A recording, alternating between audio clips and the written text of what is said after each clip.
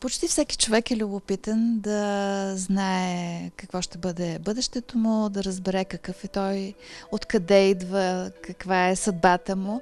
И освен с хиромантия, това може да се постигне и чрез астрологията, като се направи хороскоп. За да се направи точен хороскоп, трябва да се знае датата на раждане, точния час на раждане и мястото на раждане. Такъв хороскоп професионално, разбира се прави от астролози. Всеки би могъл обаче, ползвайки приложените програми в интернет, сайта на Астроком, да речем, или Астролог 54, да си направи такъв хороскоп. Естествено, направената на хороскоп със съвременните техники не е сложно нещо. Самото тълкуване обаче на хороскопа е нещо, за което се изискват по-задълбочени познания. Така че в сферата на правенето би могъл, например, движението на Луната, което на практика, на всеки 2 дни се сменя, Луната преминава от един в друг зодиакален знак, да тълкува за себе си, както и за останалите хора, защото то е нещо, което е изключително полезно и практично, но все пак нека да знае, че Луната е като голямата стрелка на часовника. Тя се движи много бързо и събитията стават много бързо. Като цяло астрологията, разбира се, дава отговор на много неща, които се случват в ежедневието. В астрологията ние имаме планети, които са бързи планети, те са свързани с нашия вътрешен мир, двете светлина, Луната и Слънцето, и съответно Меркурий, Марс и Венера.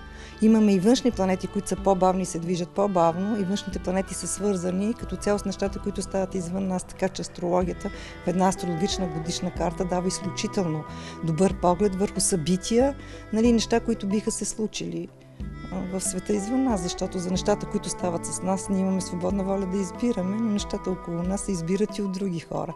И сега, например, на 10 май тази година имаме едно струпване на планети от астрологична гледна точка в зодиакалния знак Телец. Това са Марс, Меркурий, Слънцето и Луната. И като цяло този период е изключително добър. Хората ще бъдат по-практични, ще следват целите си, ще имат по-добра възможност за създаване, за материализиране на неща в материален план. В същото време ще има една стабилност в емоциите, един изключително плодотворен период.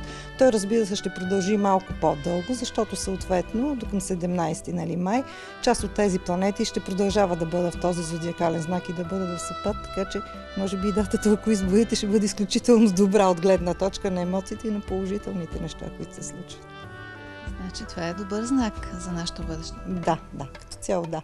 Макар че като цяло пък годината е доста напрегната от гледна точка на аспектите между планетите, защото реално погледнато планетите Плутон и Уран се намират в кардинални знаци и това е нещо, което е изключително добро и стабилно, като опция за правене от хората, които са инициативни.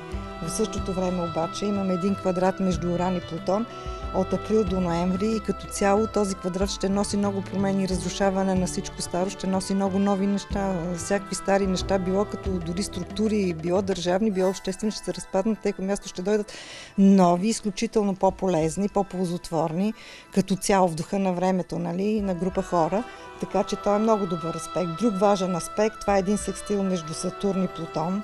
На практика този секстил е точен от края на януари до края на март и ще бъде през септември месец, така че той ще ни накара всеки един от нас, в частност като единица, но и група хора да се научат на самодисциплина, на консолидация, да се обединят около общи идеи, общи такива ценностна система да създадат, за да могат да продължат като цяло напред. Има един също много такъв важен аспект през тази година, който е много силен и така тежък.